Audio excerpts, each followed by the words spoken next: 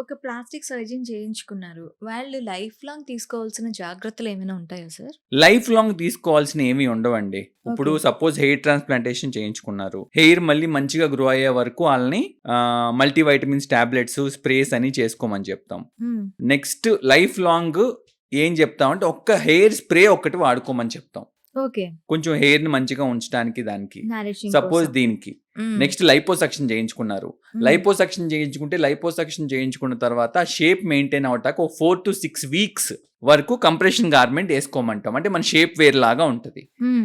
అది 4-6 వీక్స్ పాటు ఏసుకుంటే చాలు. తర్వాత ఇంక వదిలేసేయొచ్చు నార్మల్‌గా. ఓకే. నార్మల్‌గా చిన్నగా మన ఫుడ్ హ్యాబిట్స్ మంచిగా ఉండి, మంచిగా ఎక్సర్సైజ్ చేసుకుంటా ఉంటే మొత్తం అలాగే ఉంటది లైఫ్ లాంగ్.